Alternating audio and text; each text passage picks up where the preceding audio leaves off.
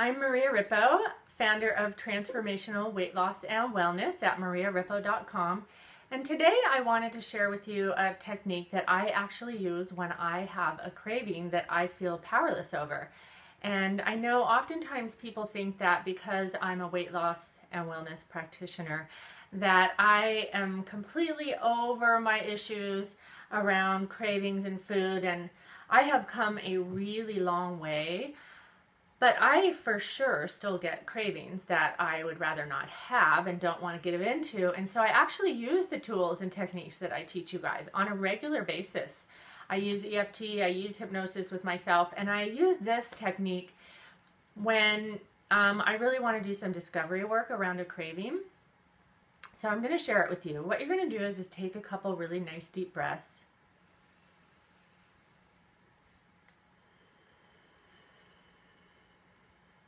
And begin to feel your craving as you're taking those deep breaths. And just remind yourself that this is only a craving. It's not an emergency. I can be calm. I'm in control. Just take a couple deep breaths.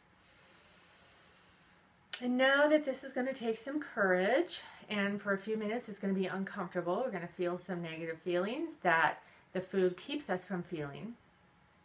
So what we want to start out doing is observing the craving. Where in your body do you feel this craving? Is it in your gut? Is it in your heart? I was feeling a craving yesterday and it was so strong in my heart. Sometimes I feel it in my solar plexus, my gut. I don't tend to feel it in my head or my shoulders or neck, but you could feel it there if your craving is about stress. And so what we want to do is we really want to travel through the craving in order to move beyond it. And when we give into our cravings, we're not traveling through the craving. So the cycle is just going to continue and continue and continue. Okay. And so oftentimes when I have a craving, I go into this trance place and I start convincing myself, well, I eat so healthy, a handful of chocolate chips or a couple glasses of wine isn't going to hurt me. You know, I take such good care of my body. I deserve this.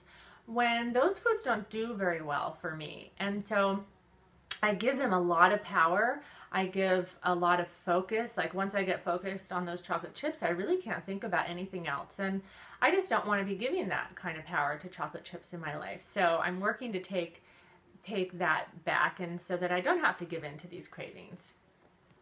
So we want to embrace the craving with our heart and mind by welcoming it. So you sit here and you feel the craving. Where in my body do I feel this?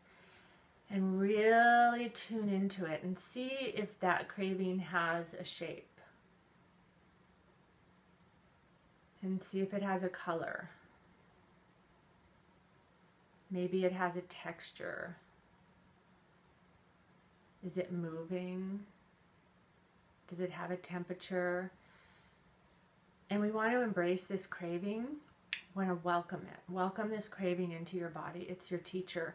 We can learn so much about ourselves through our cravings. So welcome it.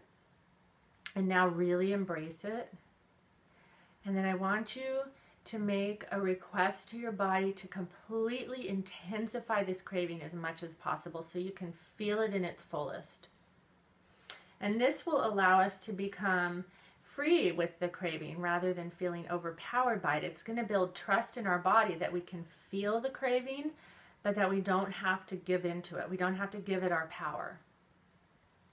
So just really feeling this craving, even breathing into it.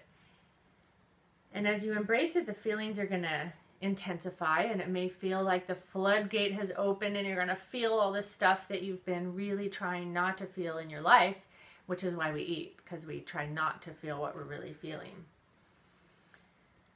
So this step of asking your body to intensify the craving is really necessary to process through the craving. So just imagine the food, imagine eating it, feel how you feel in your body, and by doing this, you're removing the resistance that you previously felt to the craving. So you would feel this craving, which is really an emotion, and you have resistance, so you eat, so you don't have to feel it. So when the craving is allowed to fully pass through instead of staying stuck and ready to rear up its ugly head at an unexpected moment, then we can become curious, we can really get into it and ask ourselves, what emotion is this that I'm feeling?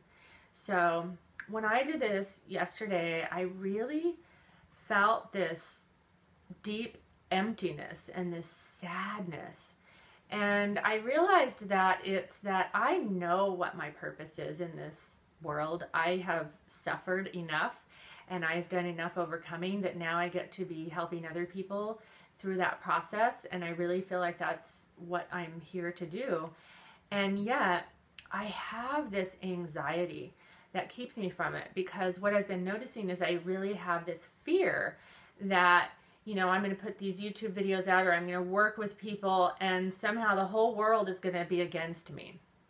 And this is, it's just a limiting belief that I have. It's not real. It's completely not based on reality, but it's a fear that holds me back. And if I don't become aware of what the fear is, I'll just find myself keeping on making excuses for why I'm not building my business, or why I'm not making videos, or why I'm not scheduling more clients.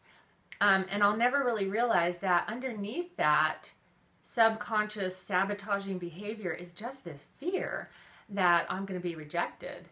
And it's a normal human fear. I think in some ways we all have it. And how beautiful that I can see that in order to not feel that, I'm trying to eat chocolate chips.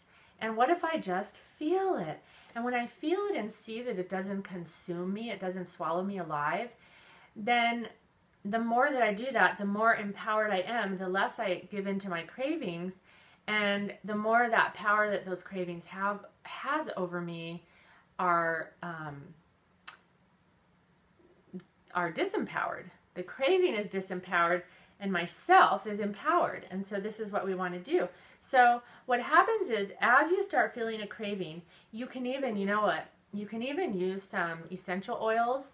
So maybe using some lavender or something to really calm yourself in this process. This is called a pattern interrupt. You're interrupting the pattern of giving into your cravings. And as you do this more and more, you begin to build trust within yourself, and those cravings are going to start diminishing. So if you can be consistent about doing this when you have a craving and not giving into the craving, those neural grooves in your mind that are leading you to the sugar or the chocolate or the alcohol or the cigarette or whatever it is are going to be diminished. And as they lessen, new neural pathways are built, and the cravings will no longer have power over you. So I invite you to try this exercise out. Maybe commit to doing it for, 3 days every time you have a craving, and just see what happens. And comment below. I would love to hear from you and hear how this works for you. All right.